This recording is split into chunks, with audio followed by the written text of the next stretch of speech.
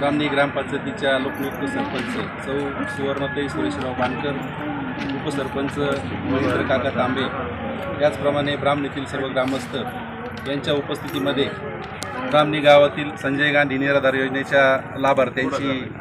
बैठक या ठिकाणी घेण्यात आली आणि या बैठकीमध्ये सर्व कार्यकर्त्यांनी या लाभार्थ्यांनी एक निर्धार केला, निराधारांना देण्यासाठी आधार अक्षयदादाच होणार पुन्हा आमदार, अशा प्रकारचा निराधार या ठिकाणी लाभार्थींनी केला असून या ब्राह्मणी गावामध्ये मागील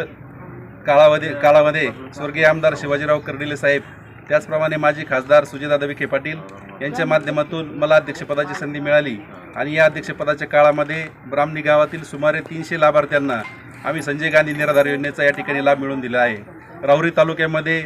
सुमारे 1 वर्षाच्या कालावधीमध्ये सुमारे 2200 लाभार्थ्यांना तालुक्यामध्ये सर्व संजय गांधी निराधार योजनेचा लाभ मिळवून देण्यामध्ये आम्ही समितीने काम केलं आणि स्वर्गीय आमदार शिवाजीराव कर्डिले साहेब आणि खासदार सुजयदादा विखे पाटील यांच्या माध्यमातून हे काम या ठिकाणी होऊ शकलं।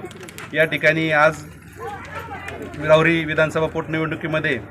अक्षयदादा शिवाजीराव कर्डिले हे या ठिकाणी कमळ या चिन्हावर उभे आहेत आणि या ठिकाणी आम्ही या लाभार्थ्यांना आवाहन केलं आहे की सर्व लाभार्थी या ठिकाणी अक्षयदादांना पुन्हा एकदा या ठिकाणी आमदार म्हणून काम करण्याची संधी देतील आणि निराधारांना काम करण्यासाठी अक्षयदादांनी या ठिकाणी पुन्हा एकदा चांगली भूमिका घेतील अशी अपेक्षा व्यक्त करण्यात आली।